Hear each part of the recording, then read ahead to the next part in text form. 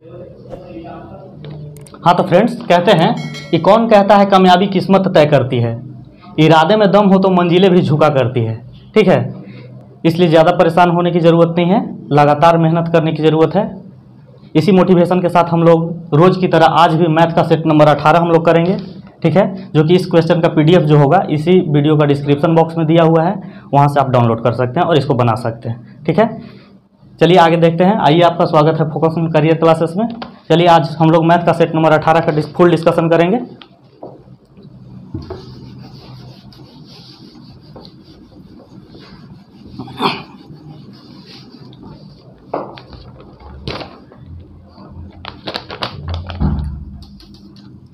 पहला क्वेश्चन कहता है कि अलोसो रेस का प्रथम हिस्सा 40 किलोमीटर पर घंटा की रफ्तार से और रेस का दूसरा हिस्सा 120 किलोमीटर पर घंटा के से पूरा करता है। ठीक है, तो दोनों हिस्सा का औसत गति क्या हो जाएगा। ठीक है, कोई लोसो कोई व्यक्ति है, वो रेस करता है। ठीक है, जिसमें से कि आधा जो दूरी है वो 40 किलोमीटर पर घंटा के हिसाब से और आधा जो दूरी है वो 120 किलोमीटर पर घंटा के हिसाब से। यहाँ पे दोनों जगह दूरी बराबर है, तो इस हिसाब से हम क्या करते हैं कि आप औसत बराबर जानते हैं कि कुल दूरी बटा कुल समय होता है। लेकिन अगर दोनों जगह अगर दूरी बराबर है तो हम दो अगर स्पीड दिया हुआ है, कोई A और B कोई स्पीड दिया हुआ है, तो इसको हम डायरेक्ट कर सकते हैं 2AB बटा A प्लस B। ये भी अगर बराबर दूरी है तो हम ऐसे एवरेज निकाल लेंगे, लेकिन यही अगर अलग अलग दूरी रहता तो कुल दूरी बटा कुल समय हम लोग निकालते। ठीक है, तो यहाँ दोनों स्पीड दिया हुआ है, बराबर दूरी है, तो हम यहाँ लिख सकते हैं 2 गुना 40 गुना 120, और अगर इसको अगर जोड़ेंगे तो 120 और 40 क्या हो जाएगा 160। 40 से इसको 4 बार में काटेंगे और 4 से 30, यानी कि 60 किलोमीटर पर घंटा इसका एवरेज स्पीड हो जाएगा, जो कि ऑप्शन नंबर पहला का ये हो जाएगा। चलिए इसी प्रकार से क्वेश्चन नंबर हम लोग 2 देखते हैं।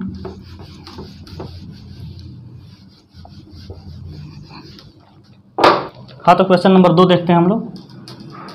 क्वेश्चन नंबर 2 बोल रहा है कि A और B ने क्रमशः 3,20,000 और 4 लाख का निवेश का साझेदारी में एक व्यापार शुरू करते हैं। ठीक है, 4 महीने बाद C 1,08,000 के निवेश के साथ इस व्यापार में शामिल होता है। ठीक है, वर्ष के अंत में इन तीनों का जो लाभ होता है वो होता है 79,200 रुपये का। ठीक है, तो बताइए कि तीनों का हिस्सेदारी कितना कितना पड़ेगा। ठीक है, तो यहाँ से हम ये देख सकते हैं कि कोई A है, B है और C है। ठीक है, ये जो आता है से 3,20,000 रुपये लाता है, 3,20,000 लिख देते हैं, और B जो है से 4 लाख आता है, 4 लाख लेकर के आता है, और C जो है से 1,08,000 लेकर के आता है। ठीक है, इसमें क्या है कि वर्ष के अंत में लाभ इन लोग को ज्ञात होता है। ठीक है, इसका मतलब कि जो बोल रहा है कि C है से 4 मंथ के बाद, यानी कि ये जो पैसा इन्वेस्ट किया वो 8 मंथ के लिए किया, और वर्ष के अंत तक रहता है A और B, यानी कि 12 मंथ के लिए और 12 मंथ के लिए। इसी रेशियो में इन लोगों को जो लाभ है से मिलेगा। ठीक है, तो यहाँ से अगर रेशियो फाइंड करते हैं तो 3 0 से 3 0 कैंसिल करेंगे, 3 0 कैंसिल करेंगे। ठीक है, यहाँ से अगर 4 से करेंगे तो 2 4 3 12 3 12। ठीक है, और अगर यहाँ करते हैं तो 3 से अगर कट करते हैं तो ये 36 हो जाएगा, और ये 3 कैंसिल हो जाएगा। ठीक है, इसके बाद अगर हम करते हैं 4 से तो 4 9 36, ये 100 हो जाएगा, और ये कितना हो जाएगा 80 हो जाएगा। अभी यहाँ 2 बच रहा है, 2 से अगर कट करेंगे तो क्या हो जाएगा 50 हो जाएगा, और ये 40 हो जाएगा। ठीक है, यानी कि हम कह सकते हैं कि A B और C का जो रेशियो हुआ 40:50:9 का रेशियो हुआ, और इन्हीं को जो लाभ मिलता है तो टोटल लाभ जो मिलता है 79,200 का, 79,200 का लाभ मिलता है। ठीक है, तो तीनों का क्या क्या है, तो इसको हम मान लेते हैं X। ठीक है, अगर इसको जोड़ेंगे तो 40 50 90 और 9 99, यानी कि 99X का वैल्यू क्या हो गया 79,200। अगर X की अगर बात करें तो 79,200 डिवाइडेड बाई 99 होगा। अगर इस 99 से अगर इसको कट करेंगे तो हमारा 800 आ जाएगा, यानी कि X का जो वैल्यू हो जाएगा, X का वैल्यू वो हमारा 800 हो जाएगा। यानी कि हम कह सकते हैं कि A का जो हिस्सा होगा 40X है, तो X बराबर 8, तो हम कर देंगे 8 चौके 40 गुना 800 हम कर देंगे, यानी क्या हो जाएगा 32,000 रुपये हो जाएगा। ठीक है, अगर इसका अगर बात करें तो 40,000 हो जाएगा।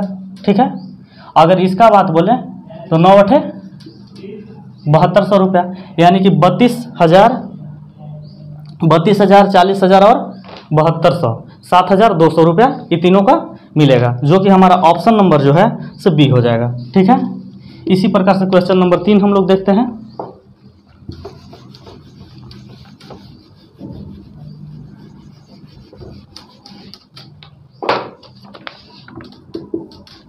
क्वेश्चन नंबर 3 बोल रहा है कि दो संख्याएं एक तीसरा संख्या के क्रमशः 30% और 40% कम है, तो दूसरी संख्या पहली संख्या का कितना प्रतिशत है। ठीक है, कोई संख्या है, पहला संख्या, दूसरा संख्या और तीसरा संख्या।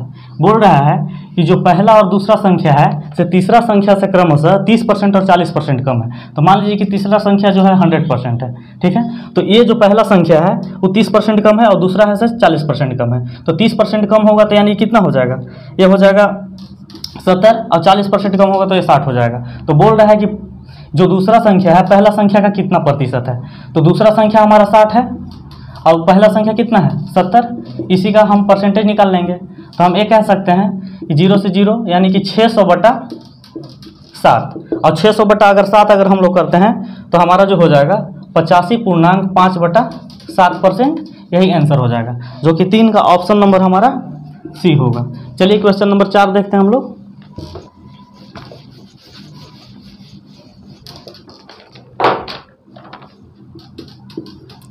क्वेश्चन नंबर 4 है कि 36 किलोमीटर पर घंटा की चाल से चल रही एक रेलगाड़ी 22 सेकंड में एक लैंप पोस्ट को पार करती है, तो वह 350 मीटर लंबी सुरंग को कितने देर में पार करेगी। ठीक है, तो चलिए हम देखते हैं। सबसे पहले दिया हुआ है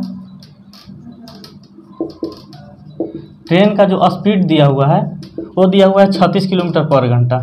तो इसको अगर हम मीटर पर सेकंड में ज्ञात करें तो 5/18 से हम मल्टीप्लाई कर दे रहे हैं, यानी कि क्या हो गया 18 दूना 36, यानी कि 10 मीटर पर सेकंड के हिसाब से क्या चल रहा है, वो ट्रेन से चल रही है। ठीक है, जो लैंप पोस्ट को पार करने में 22 सेकंड लगाती है। ठीक है, तो लैंप पोस्ट का जब पार करने में 22 सेकंड लगाती है तो ट्रेन का हम लेंथ बोल सकते हैं, ट्रेन का लेंथ बराबर 22 सेकंड लगाती है तो 22 गुना स्पीड कितना है 10, यानी कि 220 मीटर जो है ये ट्रेन का क्या है लेंथ है। ठीक है, जब ट्रेन का लेंथ 220 आ गया और बोल रहा है कि 350 मीटर लंबी सुरंग को पार करने में कितना लगाएगा, तो पुल का सुरंग का लंबाई 350 मीटर प्लस 220 ट्रेन का लंबाई, और इसका जो स्पीड जो है हमारा से कितना है 10 मीटर पर सेकेंड, यही हमारा आंसर हो जाएगा, जो कि 350 और अगर 220 की अगर बात करें तो कितना हो जाएगा 570 मीटर और बटा में 10 मीटर पर सेकेंड। तो 10 से अगर इसको कट करेंगे तो क्या हो जाएगा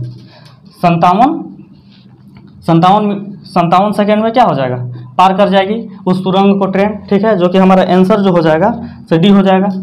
चलिए क्वेश्चन नंबर 5 हम लोग देखते हैं।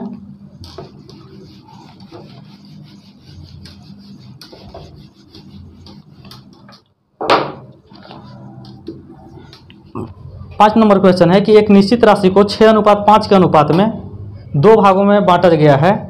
यदि पहला भाग 474 है तो कुल राशि ज्ञात कीजिए। ठीक है, तो मान लीजिए कि पहला भाग और दूसरा भाग की बात कर रहा है, इसका जो अनुपात है 6:5 है। ठीक है, इसको x मान लेते हैं 6x 5x। ठीक है, इसमें दिया हुआ है कि पहला भाग 474 है, यानी कि 6x बराबर क्या है 474 है। ठीक है, तो x का वैल्यू अगर ज्ञात करेंगे तो 474/6 करेंगे, जो कि हमारा आ जाएगा यहाँ पे x का वैल्यू 79 आ जाएगा। ठीक है, यानी कि इसका टोटल वैल्यू ज्ञात करने के लिए बोल रहा है, तो इसको क्या लिख सकते हैं कि टोटल की अगर बात करें तो 6 5 कितना हो जाएगा 11x, और 11x का अगर वैल्यू निकालेंगे तो हम लिख सकते हैं यहाँ 11 गुना 79। अगर इसको करते हैं तो 9 9 7 16 के 6 हाथ में 1 7 8 869 हमारा आंसर हो जाएगा, जो कि ऑप्शन नंबर हमारा सी हो जाएगा। ठीक है, चलिए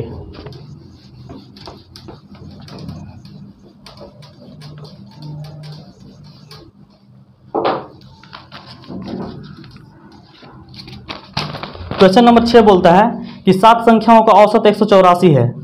एक संख्या निकालने पर औसत वही रहता है, तो निकली गई संख्या क्या हो जाएगा।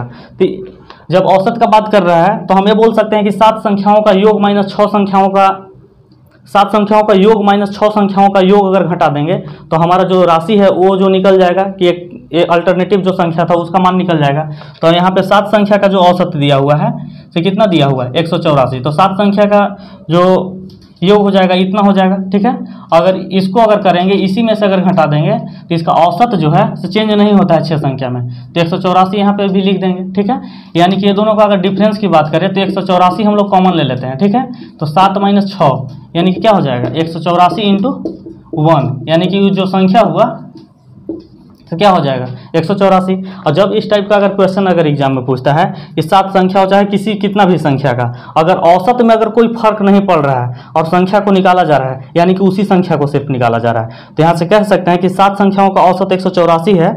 एक संख्या निकालने पर औसत वही रहता है, यानी कि निकली गई संख्या क्या होगी, तो औसत में कोई परिवर्तन नहीं हो रहा है, तो जो औसत है वही संख्या नंबर में से आंसर हो जाता है, यानी कि यहाँ 184 आंसर हो जाएगा, जो कि ऑप्शन नंबर हमारा बी हो जाएगा।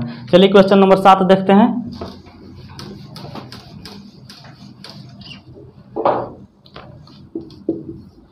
क्वेश्चन नंबर 7 बोल रहा है कि 167 सेंटीमीटर और 168 सेंटीमीटर विकर्ण वाले समचतुर्भुज का क्षेत्रफल ज्ञात कीजिए, ठीक है।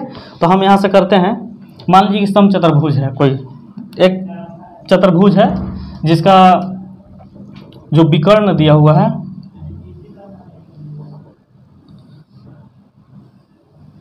यही विकर्ण बोलते हैं, ठीक है। तो इसमें जो दिया हुआ है से 167 दिया हुआ है, 167 ये 168 दिया हुआ है, ये दोनों सेंटीमीटर में। इसका एरिया फाइंड करने के लिए बोल रहे हैं। तो एरिया बराबर हम जानते हैं 1/2 × d1 × d2 होता है, ठीक है। d1 के मतलब कि विकर्ण है, तो 1/2 गुना लिख सकते हैं 167 गुना 168। अगर 2 से अगर इसको कट करें तो क्या हो जाएगा 4 और 8 84। यहाँ से लिख सकते हैं कि 167 गुना अगर 84 अगर करेंगे तो हमारा जो आंसर आ जाएगा कितना आ जाएगा 14,028। यही हमारा क्या हो जाएगा आंसर हो जाएगा सेंटीमीटर स्क्वायर में, जो कि ऑप्शन नंबर हमारा हो जाएगा ए। चलिए क्वेश्चन नंबर 8 हम लोग देखते हैं।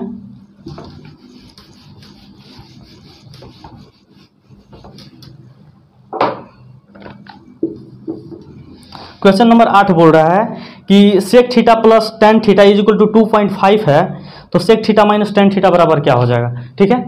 यहाँ पे दिया हुआ है कि sec theta plus tan theta is equal to 2.5 है, ठीक है। तो फाइंड करने बोल रहा है sec theta minus tan theta is equal to what, ठीक है। तो चूंकि एक फार्मूला हम जानते हैं, क्या जानते हैं कि sec square theta minus tan square theta बराबर 1 होता है, ठीक है। तो हम यहाँ से लिख सकते हैं a square minus b square के टर्म पे है, तो इसको लिख सकते हैं a plus b a minus b, तो लिख सकते हैं sec theta minus tan theta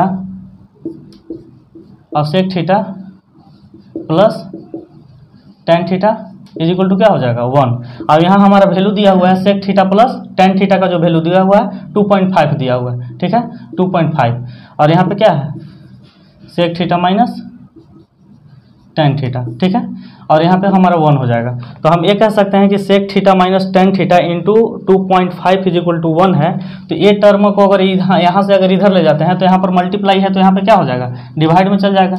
और इसी को अगर 2.5 से अगर 1 में डिवाइड कर देंगे तो हमारा जो वैल्यू आ जाएगा 0.4 का हमारा क्या आ जाएगा, यही आंसर हो जाएगा, जो कि 8 का ऑप्शन नंबर हमारा डी हो जाएगा। चलिए क्वेश्चन नंबर 9 हम लोग देखते हैं इसी प्रकार से।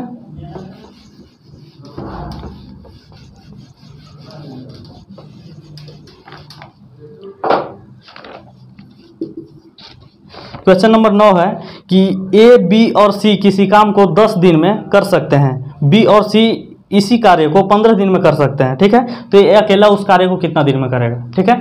देखिए ए प्लस बी प्लस सी जो है से किसी काम को 10 दिन में कर सकता है, और इसमें बी प्लस सी जो दिया हुआ है इस काम को 15 दिन में कर सकता है। तो अगर इसमें से अगर b प्लस सी का वैल्यू को अगर ज्ञात कर लेंगे तो हमारा a बच जाएगा, यानी a का वैल्यू निकल जाएगा। तो a बराबर हम लिख सकते हैं क्या 1/10 माइनस 1/15, और इसी को लिख सकते हैं 10 गुना 15 शॉर्ट में, और 15 में से 10 खरीद क्या हो जाएगा 5, 5 गुना 10, यानी कि 30 दिन हमारा क्या आ रहा है आंसर आ रहा है, जो कि a है से अकेले इस कार्य को अगर करेगा तो 30 दिन का समय लेगा, जो कि ऑप्शन नंबर हमारा सी हो जाएगा। चलिए क्वेश्चन नंबर 10 देखते हैं हम लोग।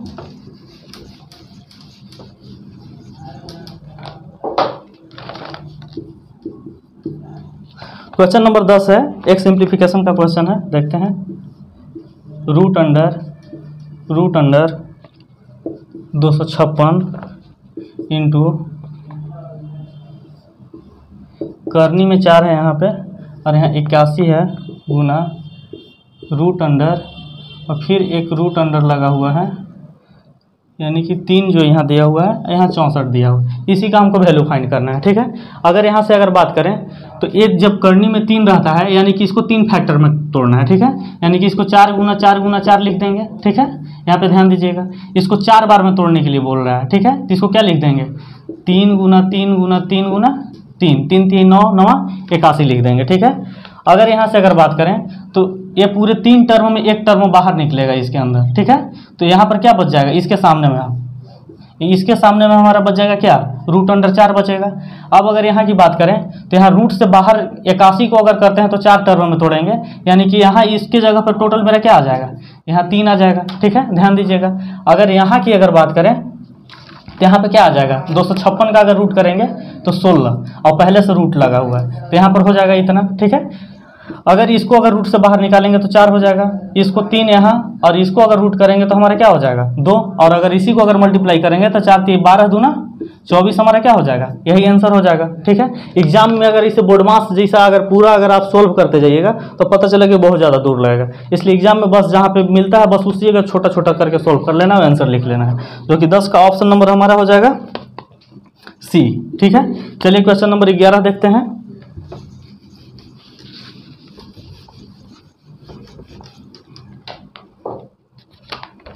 क्वेश्चन नंबर 11 बोल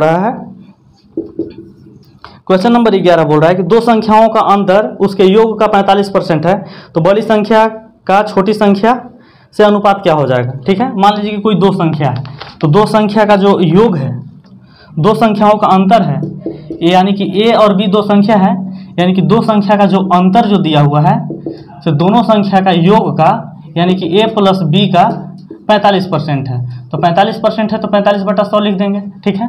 अगर यहाँ से बात करें तो 20 बचे 100 और 9 बचे 45, अगर 20 यहाँ डिवाइड में यहाँ आ जाएगा तो गुना में हो जाएगा, ठीक है। अगर यहाँ से 20 से मल्टीप्लाई करेंगे तो 20a माइनस 20b हो जाएगा, ठीक है। और अगर यहाँ से करें तो 9a प्लस 9b हो जाएगा, ठीक है। अगर हम लोग अगर एक करते हैं, अगर 9 को ला करके अगर यहाँ कर देते हैं तो क्या हो जाएगा, 20 में से अगर 9 घट जाएगा तो क्या हो जाएगा 11a, ठीक है, बराबर। अगर इस b टर्म को उधर अगर ले जाते हैं तो क्या हो जाएगा, 9 पहले से था यानी कि 29b हो जाएगा।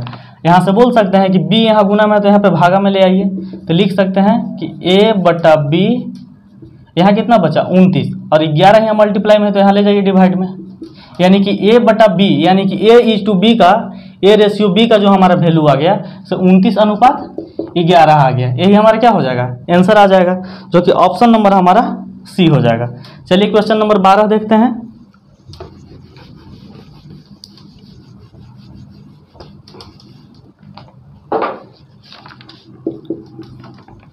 क्वेश्चन नंबर 12 बोल रहा है कि साधारण ब्याज की किस वार्षिक दर पर कोई राशि 2 वर्षों में 2520 रुपया और 5 वर्षों में 2700 रुपया हो जाएगी, ठीक है।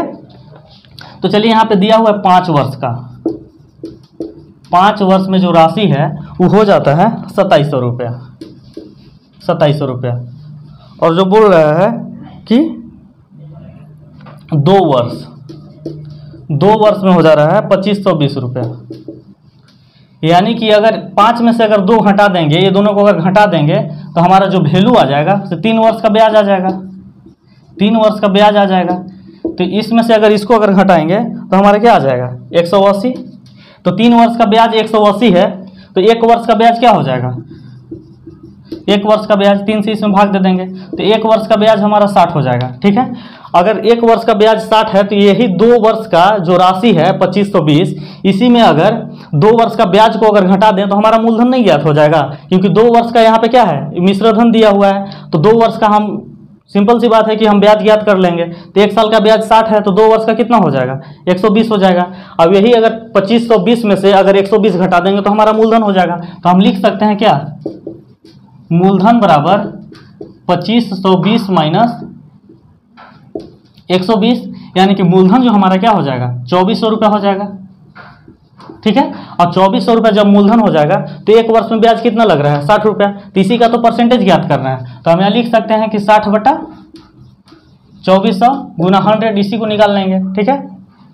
यहाँ से अगर बात करें तो क्या 10 से 10 6 चौके 24, यानी कि 10 से 10 और काट देते हैं तो हमारा क्या आ जाएगा 10 बटा 4, यानी कि 2.5% हमारा क्या हो जाएगा, यही रेट हो जाएगा, यही हमारा दर हो जाएगा, ठीक है। जो कि ऑप्शन नंबर 12 का जो हो जाएगा तो हमारा डी हो जाएगा, ठीक है।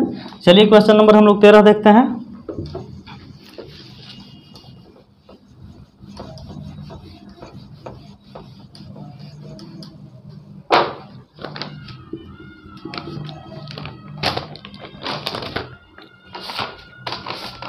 क्वेश्चन नंबर 13 है,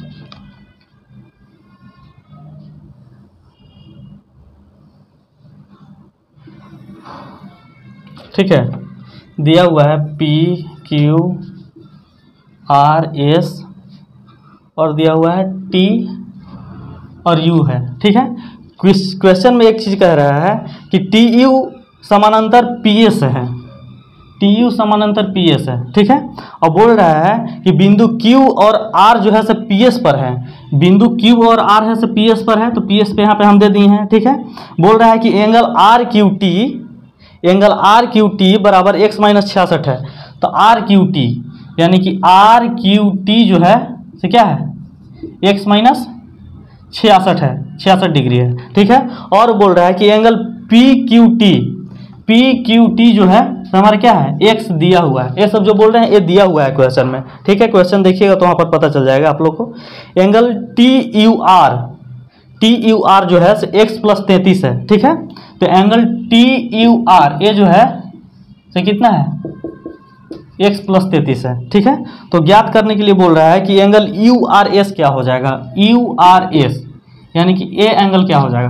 तो एक चीज़ हमको बताइए कि ए भुजा और ए भुजा आपस में क्या है, ए लाइन आपस में समांतर है, तो ठीक बोल सकते हैं कि ए वाला एंगल आपस में बराबर होगा। क्यों? क्योंकि एकांतर कोण से बराबर हो जाएगा। तो हम यहाँ बराबर लिख सकते हैं क्या कि x प्लस 33 ए भी हो जाएगा, ठीक है।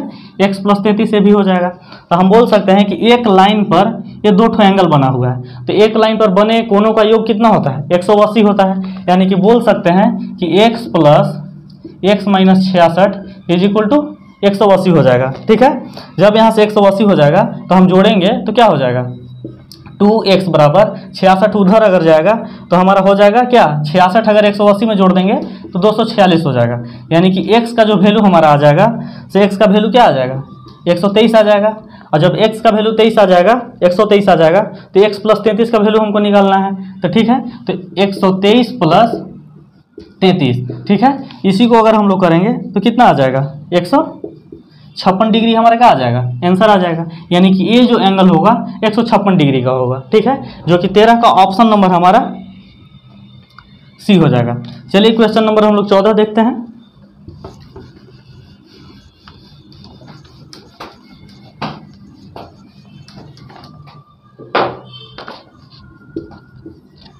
क्वेश्चन नंबर 14 बोल रहा है कि राम और श्याम के उम्र का अनुपात जो है 2:5 है। यदि उनकी आयु का योग 518 है तो उनकी उम्र का अंतर क्या हो जाएगा, ठीक है। राम और श्याम है, कोई राम है और श्याम है, इनका जो अनुपात जो है 2:5 का है, ठीक है। तो बोल रहा है कि इनका जो आयु का जो कुल योग है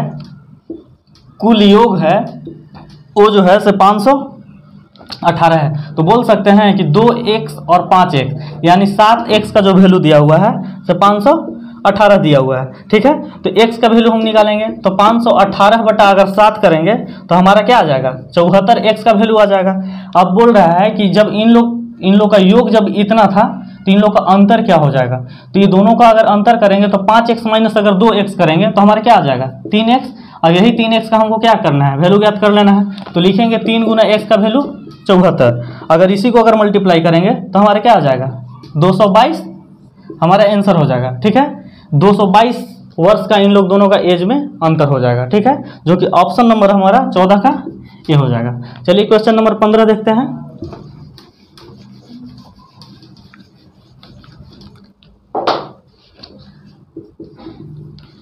क्वेश्चन नंबर 15 बोल रहा है कि 3 वर्ष पहले पाँच सदस्य वाले एक परिवार का औसत आयु जो था 17 वर्ष था, ठीक है।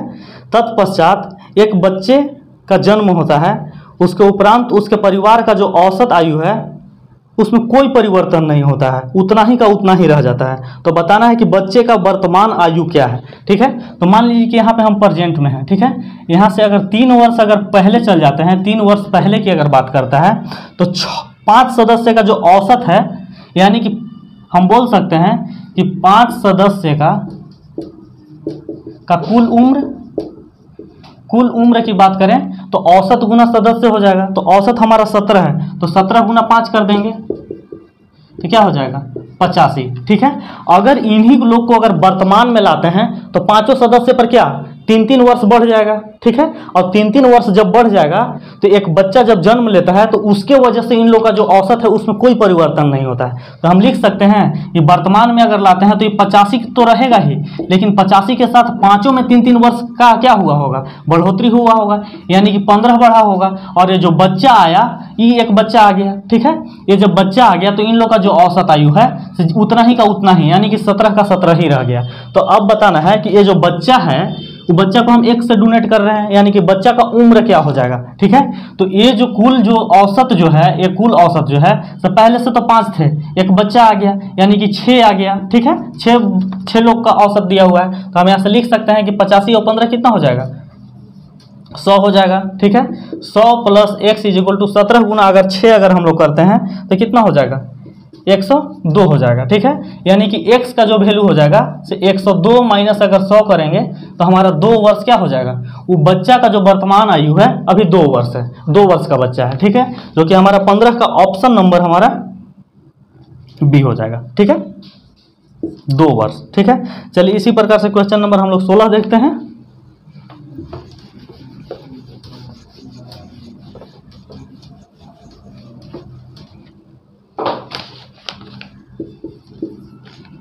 क्वेश्चन नंबर 16 बोल रहा है कि साइन x = 4/5 है तो सेक स्क्वायर x - 1 का वैल्यू क्या हो जाएगा, ठीक है।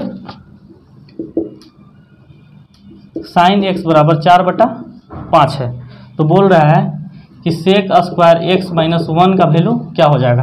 क्योंकि हम यहाँ जानते हैं कि साइन का क्या होता है p/h बोलते हैं, ठीक है। यानी कि क्या यहाँ से हम b का वैल्यू निकाल लेंगे, ठीक है। तो अगर b का वैल्यू निकालेंगे तो आप जानते हैं क्या h² - p², तो h का वैल्यू कितना है 5, यानी कि कह सकते हैं कि 25 - 4 चौके 16, ठीक है। यानी कि रूट अंडर कितना हो जाएगा 9, यानी कि b का जो वैल्यू आ गया हमारा 3 आ गया, ठीक है।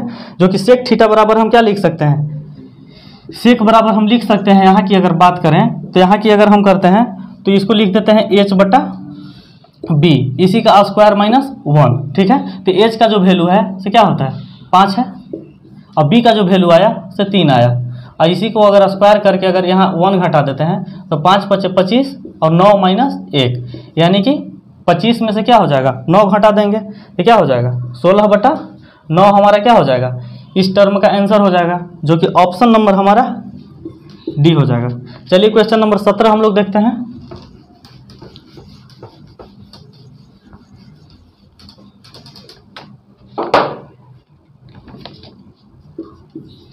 क्वेश्चन नंबर 17 बोल रहा है कि 0.12, 0.21 और 8 और 8, इसका बोल रहा है कि चतुर्थ समानुपात क्या होगा। तो चतुर्थ समानुपात को हम लिख सकते हैं क्या कि ये दोनों का अनुपात जो है से इसका समानुपात के क्या है बराबर है। तो चतुर्थ समानुपात मान लीजिए कि वो x है, ठीक है। यानी कि लिख सकते हैं क्या 0.12 / 0.21 = 8:x लिख देंगे, और यहीं से x का वैल्यू निकाल देना है। यहाँ 2 अंक के बाद दशमलव है तो इसको ऐसा करेंगे कि इसको ये दशमलव खत्म हो जाएगा, ठीक है। यानी कि बोल सकते हैं यहाँ कितना 4 दूना 8 और 4 तिये 12, 3 से कितना बार में 7 बार में, यानी कि जो x आ जाएगा तिरछा अगर मल्टीप्लाई करेंगे तो x का जो वैल्यू आ जाएगा वो हमारा क्या हो जाएगा 14, जो कि 17 का ऑप्शन नंबर हमारा सी हो जाएगा। चलिए क्वेश्चन नंबर 18 देखते हैं।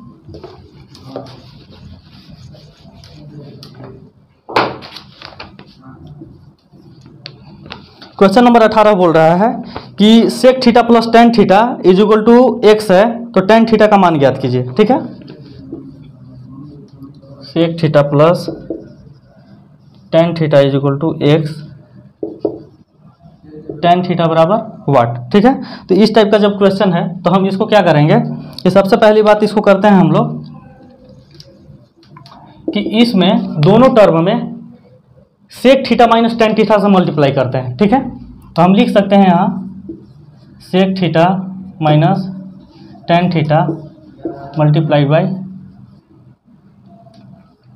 Sec theta plus tan theta, और यहाँ क्या हो जाएगा x into sec theta minus tan theta. ठीक है, अगर यहाँ अगर बात करें तो ये ए माइनस बी और ए प्लस बी को अगर आपस में मल्टीप्लाई करते हैं तो a square minus b square होता है, तो लिख सकते हैं क्या sec square theta minus tan square theta, ये दोनों को बदला में। ठीक है, और यहाँ क्या हो जाएगा x into sec theta minus tan theta. ठीक है, इसके बराबर क्या हो जाएगा, यहाँ वन हो जाएगा, तो हम बोल सकते हैं कि sec square theta minus tan square theta बराबर वन होता है। तो हम यहाँ लिख सकते हैं, अगर यहाँ पर अगर गुना में है तो यहाँ आ जाएगा तो भागा में चल जाएगा। ठीक है, sec theta minus tan theta, इसको इक्वेशन नंबर हम 2 कह देंगे और इसको इक्वेशन नंबर 1 कह देंगे। यहाँ से अगर और आगे अगर हम लोग फाइंड करते हैं, ठीक है, तो देखते हैं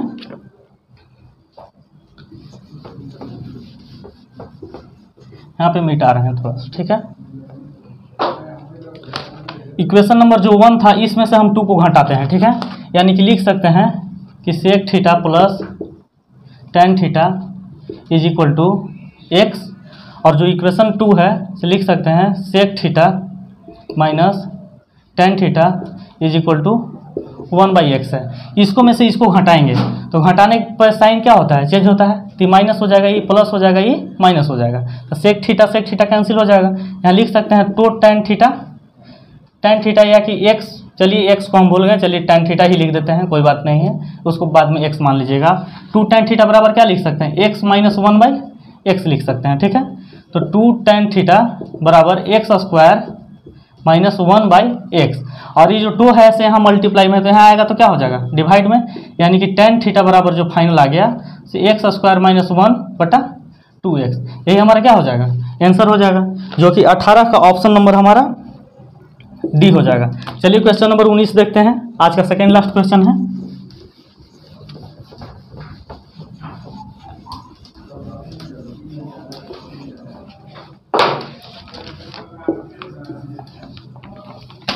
क्वेश्चन नंबर 19 बोल रहा है कि ए का 33.1/3% बराबर बी का 1.5 इज इक्वल टू सी का 1/8 हो तो ए बी और सी बराबर हैं, इसका रेशियो ज्ञात करना है, ए बी और सी का रेशियो ज्ञात करना है। ठीक है, तो लिख सकते हैं क्या ए का 33.1/3% बोल रहा है इज इक्वल टू बी का 1.5 बोल रहा है। ठीक है, यहाँ पे पॉइंट है, और जो बोल रहा है सी का 1/8 बोल रहा है। तो फाइंड करना है कि a is to b is to c बराबर क्या हो जाएगा। ठीक है, जब इसको अगर लिखता है तो इसको थोड़ा डिटेल में लिखते हैं। ए को लिख सकते हैं 33 या 99 100/3 तो होगा, लेकिन परसेंटेज है इसलिए 100 से डिवाइड भी हो जाएगा, तो यहाँ क्या लिख देंगे 300।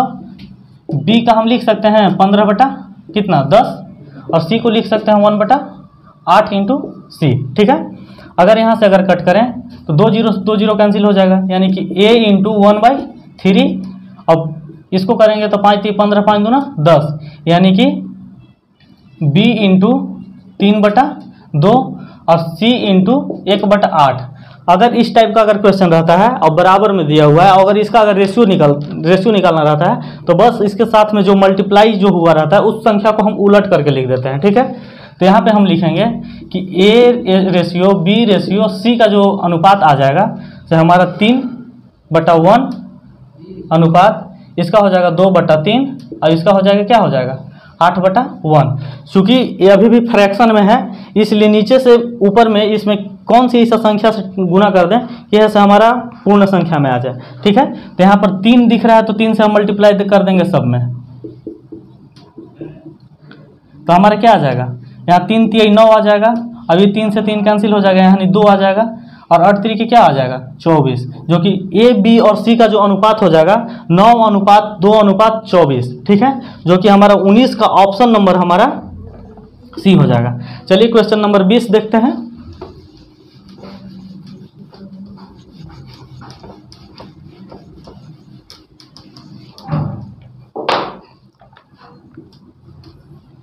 क्वेश्चन नंबर 20 जो दिया हुआ है 360 डिवाइडेड बाई 3 गुना 5 प्लस 965, ठीक है, डिवाइडेड बाई 96 भागा 16 माइनस 1 है, ठीक है।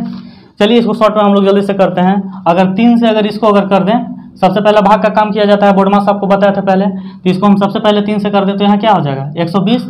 120 में अगर 5 से गुना कर देंगे तो क्या हो जाएगा हमारा 600 हो जाएगा, ठीक है। यहाँ पे देखिएगा 600 और क्या बच गया, ये संख्या मेरा बच गया 600 और 965 जोड़ेंगे तो कितना हो जाएगा 1565 हो जाएगा ऊपर। अगर नीचे की बात करें तो 16 छक क्या हो जाएगा 96। 96 में से 1 घटे 6 में से 1 घटेगा तो हमारा 5 हो जाएगा। अब 5 से अगर 1565 को अगर भाग दें तो क्या हो जाएगा हमारा 313 हमारा क्या हो जाएगा आंसर हो जाएगा, जो कि 20 का ऑप्शन नंबर हमारा ये हो जाएगा, ठीक है। आज का डिस्कशन यहीं पे समाप्त होता है, ठीक है। फिर मिलेंगे अगले दिन हम लोग एक नए सेट के साथ, जो कि आप लोग प्रैक्टिस कीजिएगा, ठीक है। चलिए थैंक यू।